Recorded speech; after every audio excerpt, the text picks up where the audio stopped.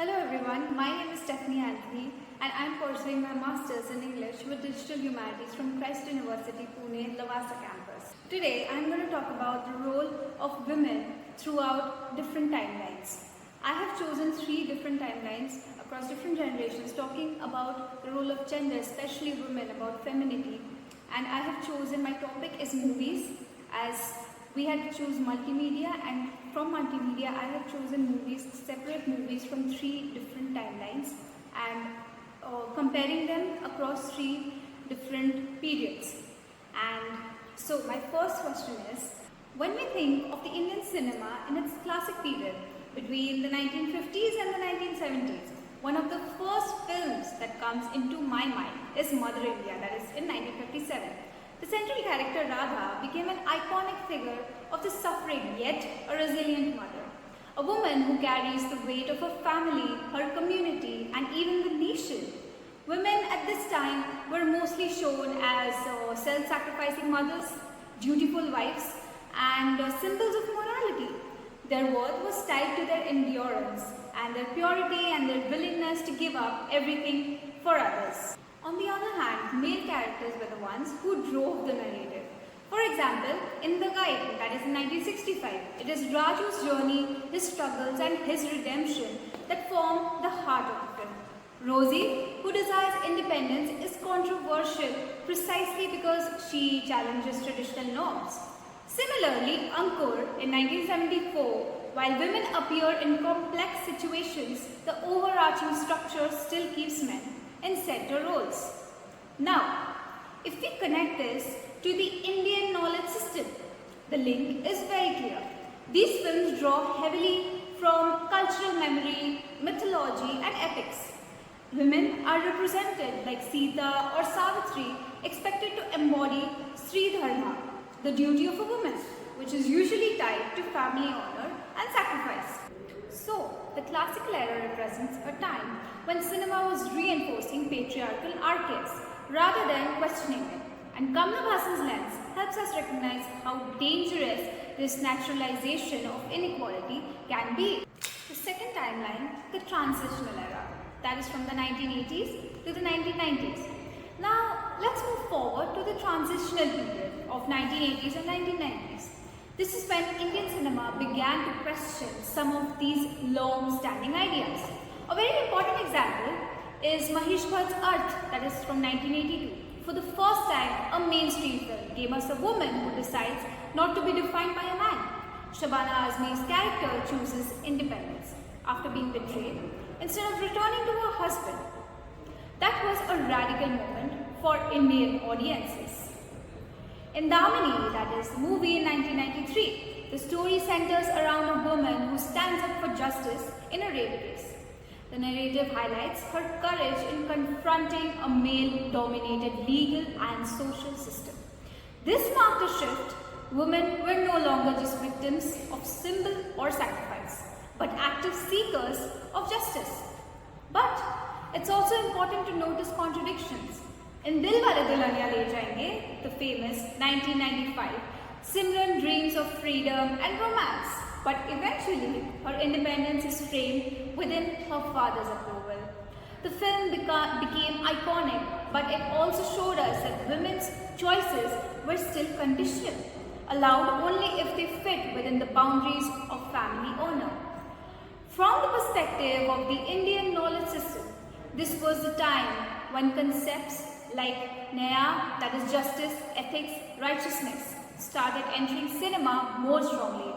Women were fighting for justice, but the framework of family, tradition and dharma was still deeply present. Kamla Bhasin's theories are crucial here. She repeatedly emphasized that women's liberation is not a fight against men, but against patriarchal structures. Damini is a perfect illustration. Her struggle isn't against individual men, but against a system that silences women. At the same time, Bhasin critiqued how family honor is tied to women's behavior. In DDLJ, even though Simran is shown as a modern person, her freedom is acceptable only if she returns to family values. This reflects how women's independence was acknowledged but restricted. So, the transitional era is both a breakthrough and a limitation as well. It questions patriarchy but does not yet fully reject it. Cinema at this point mirrors society's hesitation, wanting progress but unwillingly to let go of conservative structures completely. Now, the third timeline is the contemporary era, that is the 2000s till the present. Finally, let's look at the contemporary period, the 2000s to the present. This is when we see a major transformation in a portrayal of women in Indian cinema. Take Queen, for example, that is in 2014. Here Rani goes on a honeymoon alone after being abandoned, and instead of being crushed, she discovers her own strength, joy and independence. This was refreshing because it shifted the focus entirely onto a women's journey after self-discovery. And in Pink, that is in 2016, the courtroom drama challenged deep-rooted stereotypes about women, about their clothes, their nightlife, their choices.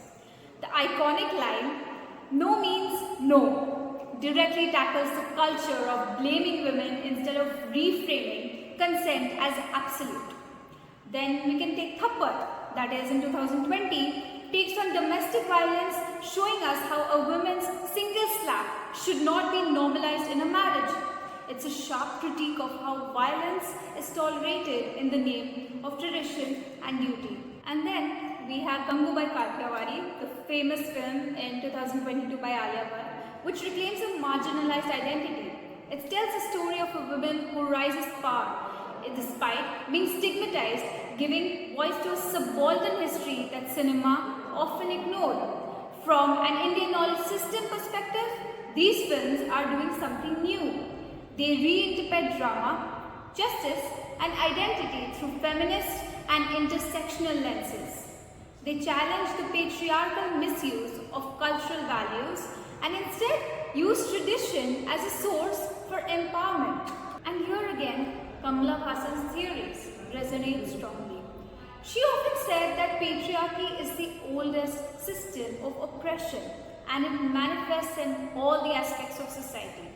Pink reflects her belief that women's choices, their clothes, their lifestyle or sexuality must not be policed. Thappad embodies her argument that no form of violence is acceptable, not even something considered minor. These films represent exactly what Bhasin wanted, a cultural transformation where women are not just resisting patriarchy but actively redefining the terms of social justice. So, the contemporary era is about reclaiming agency, redefining identity, reinterpreting ideas that is the Indian knowledge system through feminist values. Unlike the classic era, which is reinforced patriarchy, and the transitional era, which hesitated, this is a time of bold confrontation and change. And now, when we trace these three timelines, we can clearly see the journey. From the classic era, where women were sacrificial figures bound to patriarchal ideas, that is the Indian knowledge system, to the transitional era, where women started asserting independence within boundaries, to the contemporary era, where women-centered stories dominated an issue of consent, equality and justice to take the center stage. By using Kamla Bhasin's feminist lens, we see how cinema not only reflects but also shapes society's struggles with patriarchy.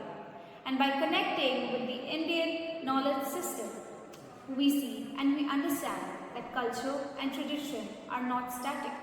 They can be reinterpreted and transformed to create more equal futures. Thank you.